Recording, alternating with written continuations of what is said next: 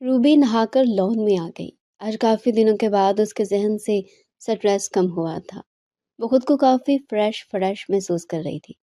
सुबह की सुनहरी धूप में अभी इतनी खनकी नहीं थी, इसीलिए उसने अपनी शॉल उतार कर करीब पड़ी कुर्सी पर रख दी और नंगे पैर घास पर चलने लगी। हल्की हवा में उसके बाल उड़ रहे थे। सर्दी हो या गर्मी, उसके लिए दिन का सबसे पुरसुकून वक्त यही होता है, जहाँ वो सब बातों से बेनियाज सिर्फ अपने साथ वक्त गुजारती थी। लेकिन उसका ये सुकून ज़्यादा देर कायम न रह सका। अचानक गेट खोलने की आवाज़ आई और वो रूबी ने देखा कि एक स्याह मर्सिडीज गेट से अंदर दाखिल हो रही है।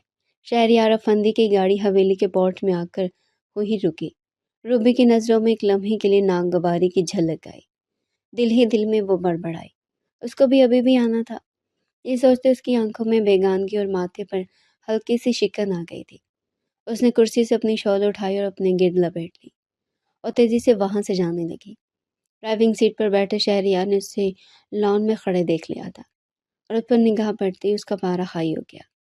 वो तेज़ी से गाड़ी से उतरा उसकी कि उससे बात कर सके, लेकिन वो ये देख चुका था कि वो उसे हमेशा की तरह नज़रअंदाज करते हुए अंदर जा रही है।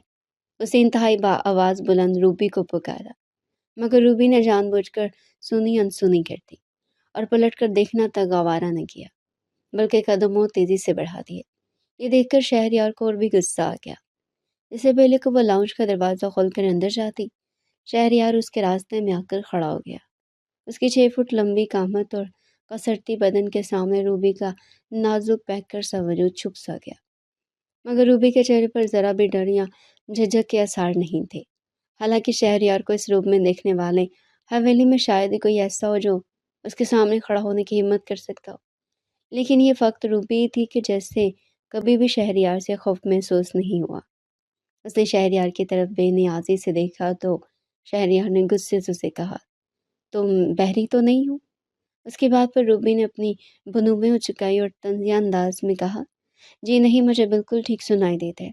तो फिर मेरे पुकारने के बावजूद तुम रुकी क्यों नहीं? मैं बस अच्छी आवाज़ों पर रुकती हूँ।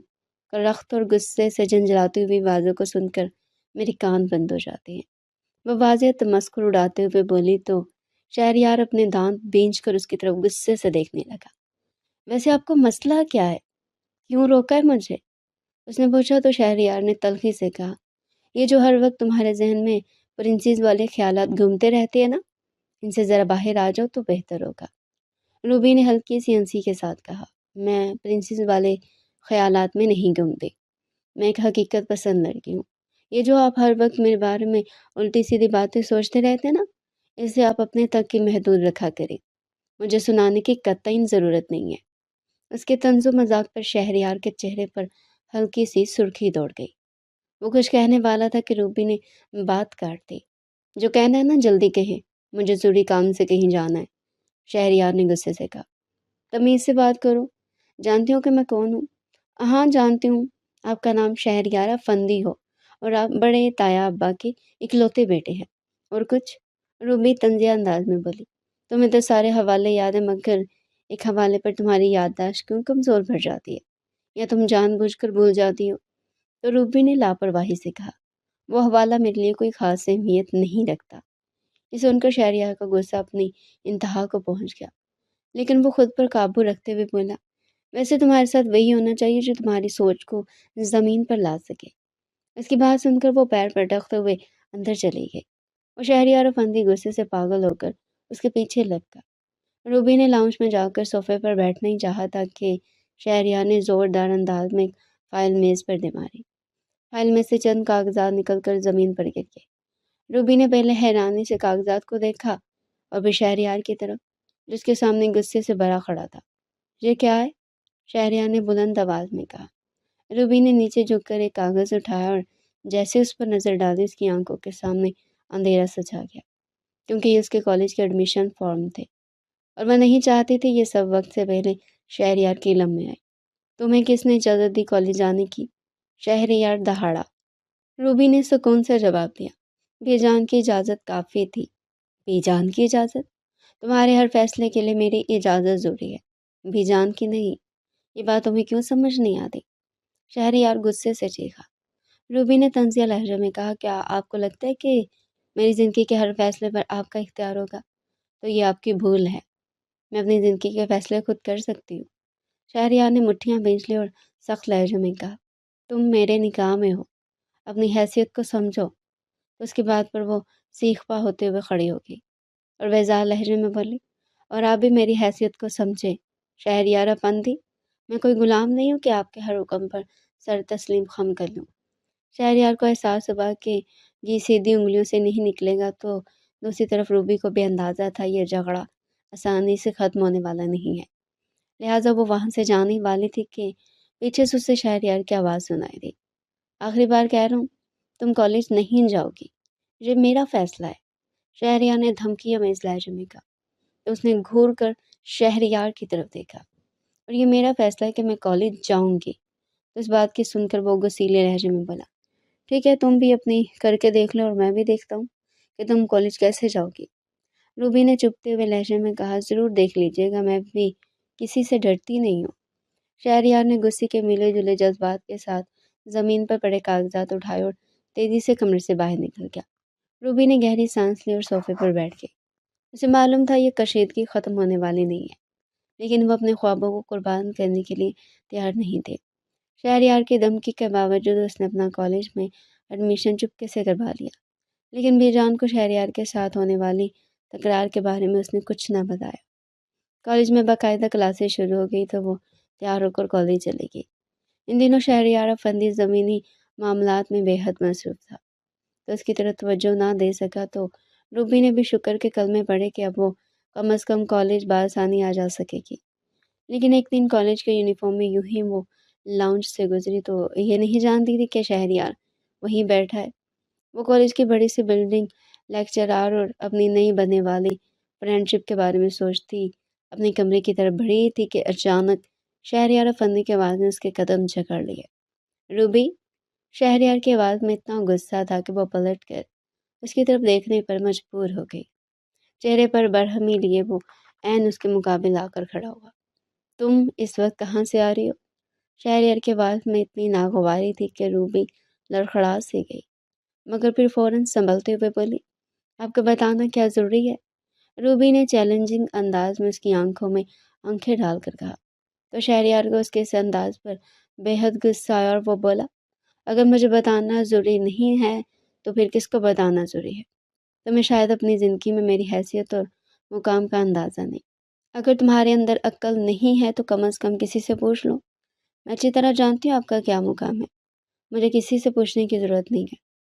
شہریار کو اس کا جواب اتنا بدمزہ لگا کہ اس کا دماغ پھر سے بھڑک اٹھا، لیکن اس نے اپنے غصے کو کنٹرول کرتے ہوئے بڑی مشکل سے گہری سانس لی اور انتہائی آرام سے بولا، میں جو بات تم سے کر رہا ہوں نا، مجھے اس کا سیدھا جواب کیوں نہیں دے رہی ہو؟ تم ابھی کہاں سے آ رہی ہو؟ روبی نے اس کی بات کا کوئی جواب نہیں دیا، بس ایک لمحے کے لیے اس کی طرف دیکھا، پھر کہا، آپ کو دکھائی نہیں دیتا کہ کالج سے آ رہی ہوں؟ شہریار اس کی بات سن کر بھڑک سا گیا، مجھے تو دکھائی دے رہا، لیکن میں تمہارے منہ سے سننا چاہتا تھا۔ اس دن تمہارے اور میرے درمیان کالج والے معاملے کو لے کر بات کلیئر ہو گئی تھی نا، تو پھر آج تم کس کی اجازت سے کالج گئی ہو؟ روبی نے بغیر کسی ہچکچاہٹ کے کہا، اس میں کسی کی اجازت والی کیا بات ہے؟ میں نے بی جان سے پوچھا تھا تو انہوں نے مجھے کہا کہ میں جا سکتی ہوں۔ یہ سن کر شہریار کا چہرہ غصے سے مزید بگڑ گیا، تمہاری زندگی کے بارے میں فیصلہ بے جان تو نہیں کر سکتی۔ اس دن میں نے تمہیں اس حوالے سے بھی واضح انداز میں سمجھا دیا تھا، کیا تم اتنی کن ذہن ہو کہ کل کی گئی ہوئی کوئی بات بھی تمہارے پلے نہیں پڑی؟ یاد رکھو روبی، ابھی میں سیدھا سیدھا تمہارے ساتھ چل رہا ہوں، مجھے سختی پر مجبور مت کرو ورنہ تم بہت پچھتاؤ گے۔ آپ سختی کر کے بھی دیکھ لیں، لیکن یاد رکھیں آپ مجھے اپنی قید میں نہیں رکھ سکتے۔ میں حیران ہوں کہ آپ نے آکسفورڈ جیسے ادارے سے تعلیم حاصل کیا، لیکن خواتین کی تعلیم کے حوالے سے آپ کی سوچ انتہائی پست ہے۔ سچ کہا ہے، کچھ لوگوں کو تعلیم بالکل بھی نہیں بدل سکتی۔ اس کی بات پر شہریار حیرت سے اس لڑکی کی طرف دیکھنے لگا، جیسے قسمت نے اسے نکاح میں باندھ دیا تھا، لیکن ان کے ساتھ ہر گزرتا دن اس کے لیے بے حد مشکل ہوتا جا رہا تھا۔ شہریار نے جلتی نگاہ سے اس کی جانب دیکھا اور پھر آہستہ سے بولا، ہم حویلی والے مزید اور آزاد پر یقین نہیں کر سکتے، تو مت کرے یقین، میں بھی کوئی آپ کو یقین دلانے کے لیے تڑپ نہیں رہی۔ تم جو اس طرح کی حرکتیں اور باتیں کر رہی ہو نا تو شاید تمہارے ذہن میں یہ بات ہو کہ یوں تمہیں طلاق مل جائے گی، لیکن یاد رکھو کہ حویلی کا رواج نہیں ہے کہ عورتوں کو طلاق دے کر انہیں آزاد چھوڑ دیا جائے۔ اس حویلی میں داخل ہونے کا راستہ تو ایک ہی ہے، لیکن داخل ہونے کے بعد یہاں سے نکلنے کا کوئی راستہ نہیں۔ اس لیے اگر تمہارے دل و دماغ میں کوئی فطور پل رہا ہے نا تو تم مجھ سے آئے دن لڑائی جھگڑا کر کے اور اپنی منمانی کر کے مجھ سے طلاق لے سکتے ہو، تو یہ تمہاری بہت بڑی بھول ہے۔ تم اس حویلی کی غلام گردشوں میں پاگل ہو کر پھرتی رہو گی، مگر اپنے نام کے ساتھ میرا نام ہٹا نہیں پاؤ گی۔ مرتے دم تک یاد رکھنا، میرا نام بھی شہریار افندی ہے۔ میں مر بھی گیا تو میرا آصف تمہیں زندہ درگور کر دے گا۔ تم میرے نکاح میں ہو اور میری اجازت بغیر تم آزادانہ اپنی زندگی کے فیصلے نہیں کر سکتی۔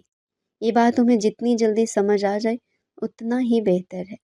روبی کا دماغ سن ہو گیا۔ وہ جانتی تھی کہ شہریار افندی ایک انتہائی سخت مزاج انسان ہے، لیکن وہ اپنے خیالات میں اس حد تک شفاف ہو سکتا ہے، یہ اسے پہلی بار علم ہوا تو اس کے دل کی دھڑکن تیز ہو گئی۔ اس کی آنکھوں میں غصہ لہرانے لگا۔ اس سے پہلے کہ وہ کچھ اسے سخت جواب دیتی، شہریار فوراً بول اٹھا، آج تو تم کالج چلی گئی ہو، آج کی تمہیں میں معافی دے رہا ہوں، لیکن اگر تم کل کالج گئی نا تو نتائج کی ذمہ داری تم خود بھگتو گی، اس لیے بہت خیال رکھنا اور کوشش کرو کہ شریف لڑکیوں کی طرح اس حویلی میں زندگی گزارو۔ اس بات نے روبی کو جھنجھوڑ کر رکھ دیا۔ وہ جانتی تھی کہ شہریار سے مزید بات خرابی کی طرف ہی لے کر جائے گی، اس لیے وہ پیر پٹکتے ہوئے وہاں سے چل دی۔ لیکن اپنے کمرے میں آ کر بھی اس کے دماغ میں شہریار کی باتیں گونج رہی تھی۔ وہ اپنا سٹریس کم کرنے کے لیے کمرے میں ٹہلنے لگی، لیکن اسے لگ رہا تھا کہ جیسے اس کا دماغ پھٹ جائے گا۔ سوچ سوچ کر اس کا دل تڑپنے لگا کہ وہ آخر کس مصیبت میں پھنس گئی ہے۔ اگر اپنی زندگی میں وہ تعلیم کا فیصلہ اپنی منمانی سے نہیں کر سکتی تو اس کا مطلب ہے کہ وہ اپنی زندگی میں کوئی بھی فیصلہ کرنے میں آزاد نہیں۔ یہ سوچ آتے اس کا دل سہم سا گیا، لیکن میں ہار نہیں مانوں گی۔ کاش میری زندگی بھی اس حویلی کے دیگر بچوں کی جیسے نارمل ہوتی۔ میرے دل پر بھی والدین ہوتے تو پھر میں دیکھتی کہ بھوتیا شہریار مجھے کیسے قابو کرتا ہے۔ اس کی آنکھوں میں آنسو جمع ہونے لگے تو اس نے اپنی آنکھیں سختی سے بند کر لی۔ وہ رو کر خود کو کمزور ثابت نہیں کرنا چاہتی تھی۔ اس نے اپنے آپ کو کمرے میں بند کر لیا۔ حویلی کا ڈائننگ روم معمول کے مطابق روشن تھا، لیکن فضا میں ایک عجیب سی خاموشی چھائی ہوئی تھی۔ دسترخوان پر انواع اقسام کے کھانے موجود تھے، لیکن ماحول میں غیر معمولی سکوت تھا۔ بی جان نے باری باری سب کی طرف دیکھا۔ سبھی خاموشی سے کھانے میں مصروف تھے، سوائے روبی کے جو وہاں موجود ہی نہیں تھی۔ بی جان نے ایک لمحے کے لیے گہری سانس لی اور شہریار پر نظر ڈالی، جو ہمیشہ کی طرح پرسکون نظر آنے کی کوشش کر رہا تھا۔ وہ زیادہ پڑھی لکھی تو نہیں تھی، لیکن چہرے پڑھ لینے کا فن جانتی تھی۔ نہ جانے کیوں انہیں یہ احساس بار بار ہو رہا تھا کہ جیسے شہریار اور روبی کے درمیان کچھ بہت ہی غیر معمولی معاملہ ہوا ہے۔ لیکن اگر ایسی بات ہوئی بھی تھی تو روبی تو مجھ سے کچھ بھی نہیں چھپاتی، وہ مجھ سے کوئی ذکر تو کرتی، خدا خیر کرے۔ وہ پریشان ہو کر سوچنے لگی۔ روبی کی غیر موجودگی نے بی جان کو بے چین کر دیا۔ وہ جانتی تھی کہ روبی ایسی لڑکی نہیں جو کھانے کے وقت ضائع ہو۔ اسے تو معمولی بھوک بھی برداشت نہیں ہوتی تھی۔ ان کے دل میں طرح طرح کے وسوسے اٹھنے لگے۔ انہوں نے کرسی پیچھے دھکیلی اور اٹھ کھڑی ہوئی۔ شہریار نے انہیں جاتے دیکھ کر فوراً پوچھا، کہاں جا رہی ہیں بی جان؟ بی جان نے دھیرے سے جواب دیا، روبی کا پتہ کرنے جا رہی ہوں، وہ اب تک نہیں آئی۔ شہریار نے لاپرواہی سے کہا، آ جائے گی، آپ آرام سے کھانا کھائیں، آپ کو جانے کی ضرورت نہیں۔ شہریار کی اس دو ٹوک اور سخت لہجے پر بی جان تھوڑی دیر خاموش رہی، پھر دوبارہ اپنی جگہ پر بیٹھ گئی، لیکن کھانے کی ان کی بھوک جیسے ختم ہی ہو گئی تھی۔ چند لقمے لینے کے بعد وہ ڈائننگ ٹیبل سے اٹھ کھڑی ہوئی اور روبی کے کمرے کی طرف چل پڑی۔ جب بی جان روبی کے کمرے میں داخل ہوئی تو وہاں گہری تاریکی چھائی ہوئی تھی۔ انہوں نے لائٹ آن کی تو دیکھا کہ روبی بستر پر اوندھی لیٹی ہوئی تھی۔ اس کی ہلکی ہلکی سسکیاں بی جان کے دل پر گہری چوٹ کر رہی تھی۔ بی جان آہستہ سے اس کے قریب گئی اور اس کے سر پر ہاتھ رکھا۔ روبی، کیا بات ہے؟ کیوں رو رہی ہو؟ کسی نے کچھ کہا ہے؟ روبی نے چادر ہٹائی اور اپنے آنسو پوچھتے ہوئے لرزتی آواز میں کہا، بی جان، شہریار آخر خود کو سمجھتا کیا ہے؟ بری بات ایسے نہیں کہتے بیٹا، تمہارا مجازی خدا ہے وہ۔ مجازی خدا ہونے کا مطلب یہ تو نہیں ہے نا کہ بے جان کو وہ جینے کا حق ہی چھین لے۔ ایسا کیا کہہ دیا شہریار نے؟ کیا تمہاری اس سے بات ہوئی تھی؟ تو وہ اپنے آنسو پوچھتے ہوئے ان کی طرف بے بسی سے دیکھنے لگی۔ بے جان چونک گئی۔ کیا ہوا مجھے بتاؤ؟ روبی نے شہریار کے ساتھ ہونے والی تمام تلخیوں اور نوک جھونک کے بارے میں بتایا۔ اس نے بتایا کہ کیسے شہریار نے اس کے کالج آنے پر پابندی لگائی ہے اور اسے اپنی زندگی کے فیصلے کرنے کا حق نہیں دے رہا۔ اس کے لہجے میں بے بسی اور دکھ نمایاں تھا۔ بے جان، یہ سب کب تک چلے گا؟ اور میں اپنی مرضی سے کچھ بھی نہیں کر سکتی؟ وہ مجھے قید میں رکھنا چاہتے ہیں اور میں قید ہونے کے لیے پیدا نہیں ہوئی۔ بے جان نے روبی کی بات سن کر گہری سانس لی اور اسے تسلی دینے کی کوشش کی۔ روبی، تم فکر نہ کرو، میں شہریار سے بات کروں گی، سب ٹھیک ہو جائے گا۔ میری زندگی میں کچھ بھی ٹھیک نہیں ہوگا بے جان۔ اگر ٹھیک ہونا ہوتا تو بابا سائیں کبھی بھی مجھے چھوڑ کر نہ جاتے۔ امی تو اپنی طبی موت مری تھی، انہیں تو ایک ہی بار ہم نے رو پیٹ لیا، لیکن بابا سائیں جس طرح جیتے جی مجھے اس حویلی میں چھوڑ کے گئے نا، اور پلٹ کر انہوں نے میری خبر تک نہ لی، ایسا کوئی کرتا ہے کیا؟ اگر آج بابا سائیں میرے سر پر ہوتے تو کیا شہریار کو اتنی جرأت ہوتی کہ وہ مجھ سے اس طرح سے بات کرتا؟ اپنی پوتی روبی کی باتوں نے بے جان کے زخم پھر سے تازہ کر دیے۔ ان کا منجلا بیٹا اپنی بیٹی روبی کی پیدائش پر ایسا پردیس میں گیا تھا کہ پھر کبھی لوٹا ہی نہیں۔ بس سالوں بعد کوئی فون کر کے حال احوال اور اپنی خیریت کا پتہ بتا دیتا۔ وہ تو اتنا سنگ دل نکلا کہ یہاں تک کہ بیوی کے مرنے کی اطلاع ملنے کے باوجود بھی وہ وطن نہیں لوٹا۔ اس نے وہیں پر کسی انگریز عورت سے شادی کر لی اور اس میں سے اس کے 3-4 بچے بھی ہوں گے، لیکن نہ تو وہ خود آیا اور نہ ہی اس نے اپنے بچوں کو حویلی والوں سے ملوایا۔ روبی کے ماں اپنے خواندان کی ایسی بے حسی کی وجہ سے حویلی میں ایڑیاں رگڑ رگڑ کر مر گئی۔ اپنی بہو کے مرنے کے بعد انہوں نے اپنی پوتی روبی کو بڑے لاڈ سے پالا۔ اس کی آنکھوں میں آنسو نہیں دیکھ سکتی تھی۔ حویلی میں صرف لڑکوں کو پڑھنے کی اجازت تھی، لیکن شاید ہی کسی لڑکی نے سکول کا منہ دیکھا ہو، اس لیے ان کی آرزو تھی کہ روبی اسکول جائے۔ روبی کو بھی پڑھنے لکھنے کا کافی شوق تھا۔ یہی وجہ تھی کہ جب اس نے میٹرک کا امتحان دیا تو بے جان سے رٹ لگا لی کہ اس کا کالج میں ایڈمیشن کروایا جائے۔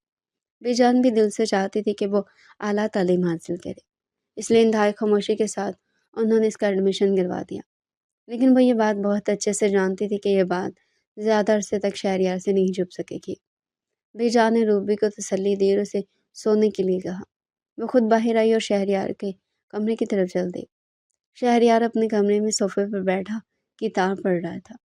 جیسے بی بی جان اندر آئیں، اس نے کتاب ایک طرف رکھ دی اور ان کی طرف سوالیہ نظروں سے دیکھا۔ شہریار، مجھے تم سے کچھ بات کرنی ہے، بی جان نے نرمی سے کہا۔ جی بی جان، کہیے۔ بی جان نے روبی کے بارے میں بات شروع کی۔ روبی مجھ سے کہہ رہی تھی کہ تم نے اسے کالج جانے سے منع کر دیا، یہ کیا بات ہو گئی؟ وہ اپنی پڑھائی جاری رکھنا چاہتی ہے، تمہیں اسے اس کا حق دینا چاہیے۔ شہریار نے ایک لمحے کے لیے گہری سانس لی اور کہا، بی جان، وہ میرے نکاح میں ہے، اس کے فیصلے اب میری مرضی سے ہوں گے۔ مجھے نہیں لگتا کہ آج کالج جانا اس کے لیے ضروری ہے۔ شہریار، تم ایسے فیصلے کیوں کر رہے ہو کہ جس سے وہ لڑکی تم سے شدید متنفر ہو جائے؟ تم جانتے ہو وہ بھی کافی کم عمر ہے، تمہارے اس کے درمیان اچھا خاصا عمر کا گیپ ہے، وہ بھی بچی ہے، کم سن ہے، تو تم اس کے مقابلے میں ٹھیک ٹھاک میچور آدمی ہو، تمہیں تو اس کی پوزیشن کو بہتر انداز میں سمجھنا چاہیے۔ تم جانتے ہو کہ تمہارا اس کے ساتھ نکاح کن حالات میں ہوا ہے؟ اس سے پہلے کہ وہ اپنے باپ کی اندھی خواہش پر قربان کر دی جاتی، میں نے بہت سوچ سمجھ کر اس کا نکاح تمہارے ساتھ کیا، اور اب تم قدم با قدم میرے اس فیصلے کو غلط ثابت کرنے پر تلے ہوئے ہو۔ تم جانتے ہو اس نے کتنی تلخ زندگی گزاری ہے، تو میری زندگی کون سے پھولوں پر بسر ہوئی ہے بی جان؟ تو اس کے ٹوٹے ہوئے لہجے کو سن کر وہ افسردہ گی۔ تم مرد ہو، تمہیں برداشت کا مادہ زیادہ ہے، وہ بھی جب ذرا بڑی ہو جائے گی تو سمجھدار ہو جائے گی، اس وقت تک اسے کچھ موقع دو۔ میں دیکھ رہی ہوں کہ تم اس کے معاملے میں ضرورت سے زیادہ سختی سے کام لے رہے ہو، اس کے بھی کچھ خواب ہے، تمہیں اسے اپنے خواب پورے کرنے کا موقع دینا چاہیے۔ نکاح کا مطلب یہ نہیں کہ تم اس کی زندگی کے ہر پہلو پر قابض ہو جاؤ۔ شہریار نے بے جان کی بات غور سے سنی، لیکن اس کے چہرے پر تفکر کی لکیر گہری ہو گئی۔ بے جان، وہ ایک سرکش لڑکی ہے، سوچ لیں کل کچھ اور مقدمہ نہ بنا ہو۔ میں نے اس سے پہلے کنزا کو بھی کالج بھیجا تھا، لیکن اس نے میرے ساتھ کیا کیا یہ آپ سے چھپا ہوا تو نہیں ہے؟ وہ کنزا تھی، لیکن یہ روبی ہے جس کی تربیت میں نے کی ہے، یہ کبھی بھی دغا نہیں کر سکتی، بس اتنا جانتی ہوں۔ لیکن اس ڈر کی وجہ سے تم اس کے خواب اسے نہیں چھین سکتے۔ تمہیں اس کی حوصلہ افزائی کرنی چاہیے، نہ کہ اسے روکنا چاہیے۔ بیجان نے سخت لہجے میں کہا تو بیجان کی باتوں نے شہریار کو تھوڑا سوچنے پر مجبور کر دیا۔ اس نے اپنی مٹھیاں بھیجتے ہوئے کہا، بیجان میں آپ کی بات سمجھتا ہوں، لیکن یہ سب میرے اصولوں کے خلاف ہے۔ بیجان نے نرمی سے کہا، شہریار، نکاح محبت اور احترام کا بندھن ہے، قید کا نہیں۔ روبی کو قید مت کرو ورنہ یہ بندھن کمزور ہو جائے گا۔ شہریار نے کوئی جواب نہ دیا، وہ گہری سوچ میں پڑ گیا۔ بیجان جانتی تھی شہریار کو قائل کرنا آسان نہیں ہوگا، لیکن انہوں نے فیصلہ کر لیا تھا کہ روبی کے حق لیے وہ اسے قائل کر کے ہی دم لے گی۔ بیجان کمرے سے نکل آئی اور روبی کو تسلی دینے کے لیے دوبارہ اس کے پاس گئی۔ روبی کے آنسو تھم چکے تھے، لیکن اس کے چہرے پر ابھی بھی بے بسی کے آثار تھے۔ روبی، تم ہمت رکھو، میں تمہارے لیے کھڑی ہوں۔ شہریار کا وقت تو وہ بدل جائے گا انشاءاللہ۔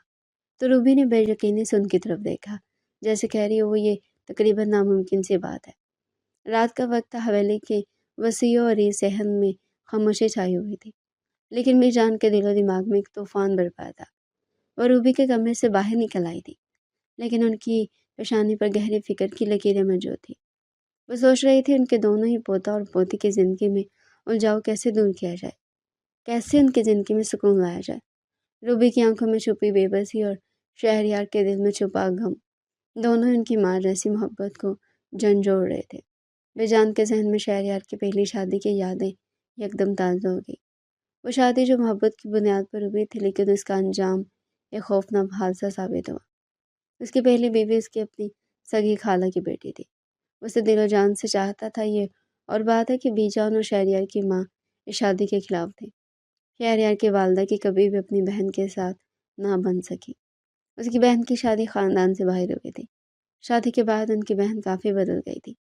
وہ جس خاندان میں بیاہ کر گئی تھی وہ کافی لبرل، یہی وجہ تھی کہ انہیں اپنی بھانجی کنزا کبھی بھی پسند نہیں آئی۔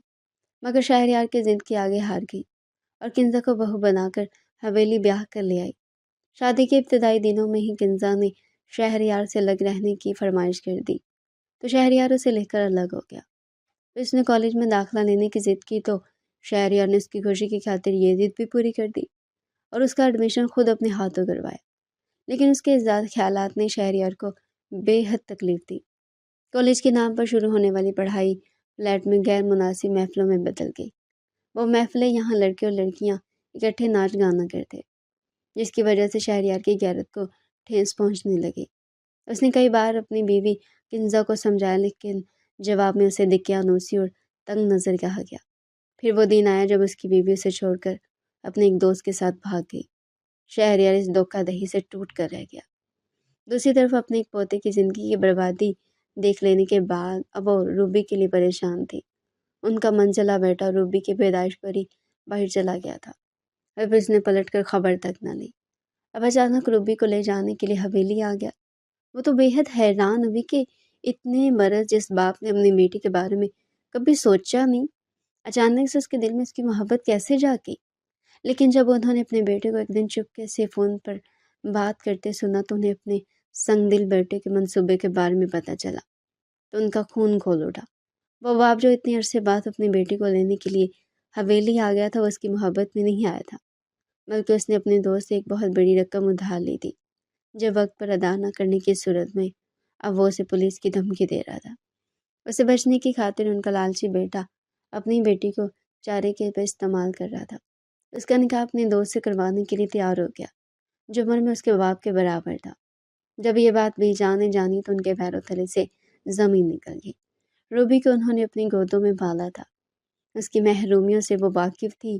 وہ نہیں چاہتی تھی کہ روبی کو اس طرح کی قربانی دینی پڑے، اور بھلا ایسے مفاد پرست باپ کے لیے وہ قربانی کا بکرا بنے گی کیوں؟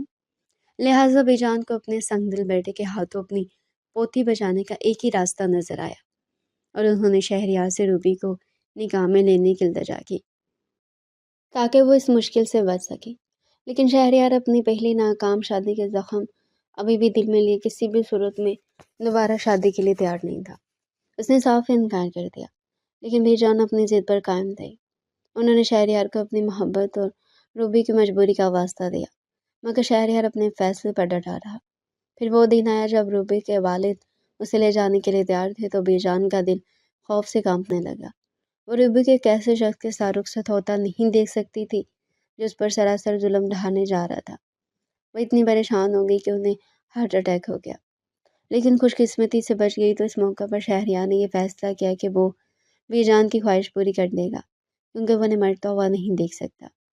بی جان جب ہاسپٹل سے حویلی واپس آئی تو شہریار نے بی جان کو اپنا فیصلہ سنا دیا کہ وہ روبی سے نکاح کرنے کے لیے تیار ہے۔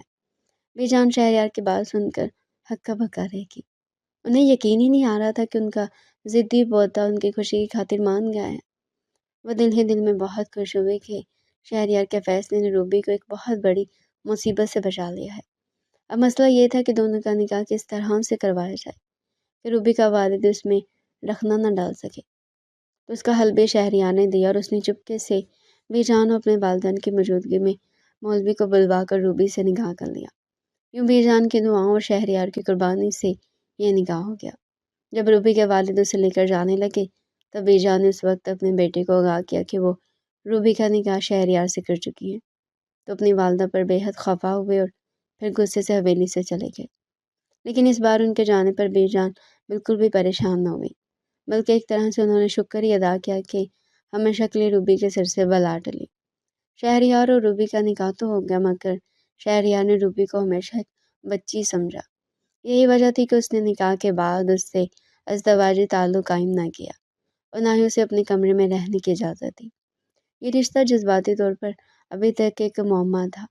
نکاح کے بعد شہریار نے روبی سے دوری اختیار کی۔ وہ الگ کمرے میں رہتا تھا اور روبی سے بات چیت بھی بہت محدود رکھتا تھا۔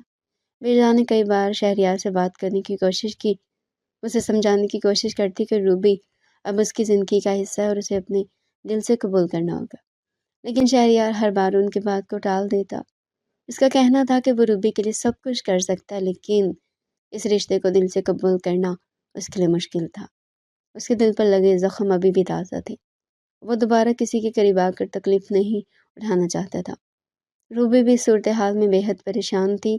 نکاح کے بعد صرف وہ شہریار کی بے اعتنائی کا سامنا کرنے کے ساتھ ساتھ وہ شہریار کے تلخ رویے کو بھی برداشت کر رہی تھی، لیکن اس کی روح زخمی ہو رہی تھی۔ وہ جانتی تھی کہ شہریار نے اس کے لیے بڑی قربانی دی ہے، اسے نہیں چاہتا، بس بی جان کی خوشی کی خاطر اس نے یہ نکاح کیا ہے، گویا یہ رشتہ اس نے جبراً قبول کیا ہے۔ یہی وجہ تھی کہ روبی کو ایسا لگتا ہے کہ جیسے اس کا یہ تعلق شہریار پر بوجھ بن گیا ہے۔ وہ سوچتی تھی کہ کیا یہ رشتہ کبھی معمول پر آ سکے گا، کیا وہ کبھی شہریار کے دل میں اپنی جگہ بنا سکے گی۔ اس نے جتنی بار بھی اس کے قریب ہونے کی کوشش کی، شہریار نے اسے بری طرح جھڑک دیا۔ تو ایسے میں روبی کو یہ لگا کہ جیسے کسی نے اس کی عزت نفس کو ہی کچل ڈالا۔ وہ بھی اب شہریار سے کترانے لگی۔ ان دونوں کے رشتے میں تناؤ وقت کے ساتھ ساتھ کم ہونے کے بجائے بڑھتا جا رہا تھا۔ بی جان ایک طرف شہریار کو سمجھانے کی کوشش کر رہی تھی اور دوسری طرف روبی کو نصیحت کرتی، لیکن وہ جانتی تھی کہ ان دونوں کے درمیان یہ خلیج ختم ہونے کے لیے وقت اور محبت درکار ہوگی۔ بی جان کی صحتیابی کے سلسلے میں حویلی میں ایک تقریب کا اہتمام کیا گیا، جس میں سارے خاندان کو مدعو کیا گیا۔ حویلی کے باغ میں بی جان کی صحتیابی کے جشن کا اہتمام تھا۔ ماحول خوشیوں سے بھرپور تھا۔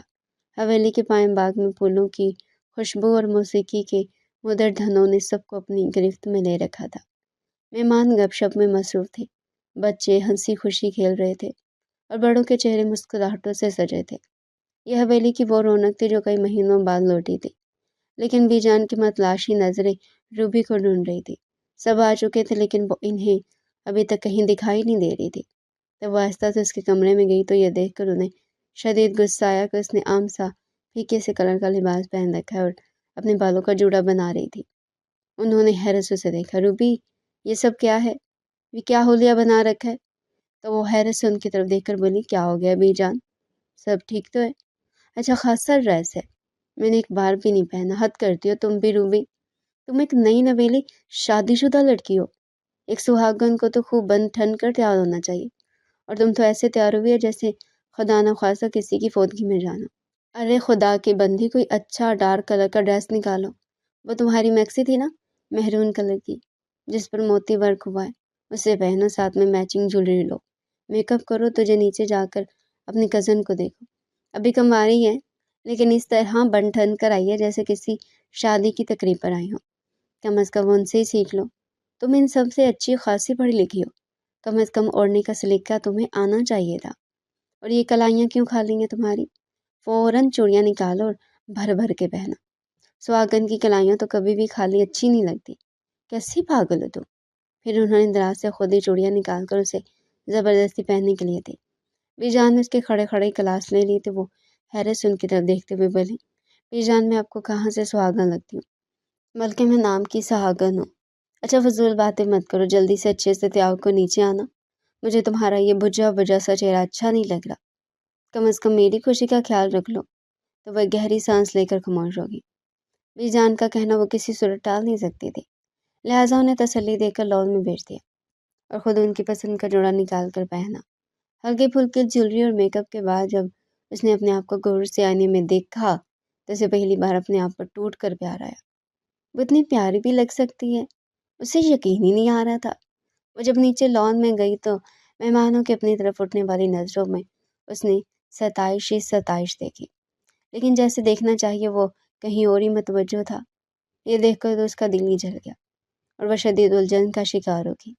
وہ شہریار کو متوجہ کرنے کے لیے کئی بار اس کے سامنے سے گزری، لیکن شہریار نے ایک بار بھی اس کی طرف نگاہ اٹھا کر نہیں دیکھا تھا۔ تو اس کا دل چاہا کہ وہ اپنا سارا میک اپ اتار دے اور جیولری نوچ کر پھینک دے۔ بھی جانے خواہ مخواہ مجھ سے مشقت کرواتی ہے، میں سب سمجھتی ہوں کہ آپ نے یہ سب مجھ سے کیوں کروایا تاکہ میں شہریار کی نظر میں آؤں، لیکن دیکھیے بی جان، شہریار تو کہیں اور متوجہ ہے۔ وہ دل ہی دل میں کڑتے ہوئے بی جان سے مخاطب تھی اور بار بار کن نکیوں سے شہریار کی طرف بھی دیکھ رہی تھی، جو خلاف معمول آج کزنس کے درمیان بیٹھا انتہائی خوش دکھائی دے رہا تھا۔ اس نے کبھی بھی شہریار کو اتنا خوش نہیں دیکھا تھا۔ نہ جانے کون سے قصے تھے جن پر وہ بلا تانگ بولے ہی چلا جا رہا تھا، اور لڑکوں سے زیادہ لڑکیاں انتہائی شوق سے اس کو سنے چلی جا رہی تھی، لیکن روبی کا دل تو جیسے کسی مٹھی میں آ گیا تھا۔ اس کی تمام کزن انتہائی خوبصورت اور طرز دار تھی، اگر اس کا دل ان میں سے کسی پر آ گیا تو کیا ہو گیا؟ وہ بار بار یہی سوچے جا رہی تھی اور جلے پیر کی بلی کی طرح ادھر ادھر گھومنے لگی، لیکن اس کے دل کو قرار نہیں آ رہا تھا۔ روبی غیر ارادی طور پر شہریار کو تکے جا رہی تھی۔ اچانک شہریار نے اس کی طرف دیکھا تو وہ گڑبڑا گئی اور ایک دم دوسری طرف دیکھنے لگی، تو شہریار نے بھی انتہائی بیگانگی سے ایک طرف دیکھنے کے بعد اسے دوبارہ نہیں دیکھا، اور نہ جانے کیوں روبی کا دل افسردہ سا ہو گیا۔ حالانکہ ان دونوں کے تعلقات ابھی تک رسمی اور سرد تھے، لیکن شہریار کا کسی اور کے ساتھ اس طرح گلنا ملنا روبی کو کھٹک رہا تھا۔ اس کی کچھ کزنز شہریار سے زیادہ ہی بے تکلف ہونے کی کوشش کر رہی تھی، اور روبی یہ سب دیکھ کر دل ہی دل میں کڑ رہی تھی۔ شہریار کی ایک چلبی سی کزن نے شوخی سے کہا، شہریار آپ نے وعدہ کیا تھا کہ ہمیں شکار پر لے جائیں گے، اس وعدے کا کیا ہوا؟ شہریار نے ہنستے ہوئے جواب دیا، وہ مردی کیا جو اپنے وعدے سے مکر جائے؟ شہریار کے اس جواب پر سب ہنسنے لگے، لیکن روبی کے دل میں ایک عجیب سی بے چینی نے جنم لیا۔ وہ ضبط نہ کر پائی اور طنزیہ لہجے میں بول پڑی، بعض مرد وعدے تو کر لیتے ہیں لیکن انہیں نبھانا ان کی مردانگی کے بس کی بات نہیں ہوتی۔ روبی کی اس بات پر سب کزنس کہکے لگانے لگے، لیکن شہریار کے چہرے کا رنگ بدل گیا۔